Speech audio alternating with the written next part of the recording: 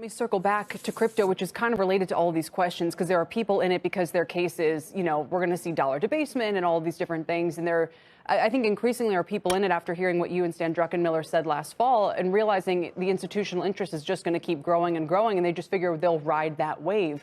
Bitcoin is now up, I think, when we spoke, I want to say it was around 14. So it's up about 4 times since we spoke in value. How much more upside is there? Even if you think there's upside, is there a lot more upside, do you think?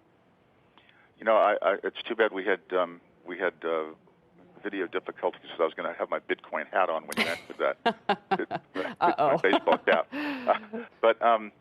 So, I mean, Bitcoin, there are many, many different ways to look at Bitcoin. The simplest one is just supply and demand. You mentioned the mainstreaming of it and the institutional acceptance of it. And I think, supply is growing 2% a year. And demand is growing faster. That's all you really need to know, and that means it's going higher.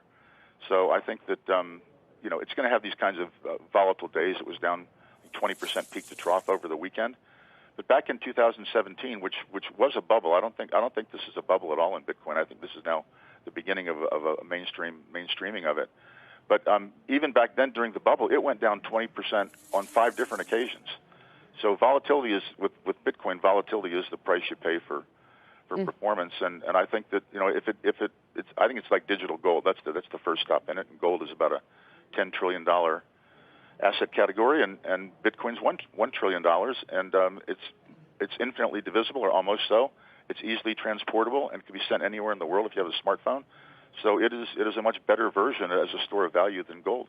And then there's $15 trillion of negative yielding bonds out there. Why would you have that when you could own something that at least has the potential to go up? Mm-hmm. And do all of these arguments then extend to other cryptos? A lot of people are now, I look at whether it's videos on social media or you name it. I mean, there's this constant interest in chasing the next big crypto performer, and a lot of them are up even more, way more in some cases than Bitcoin. Do you dabble in any of those, or do you just stick with Bitcoin?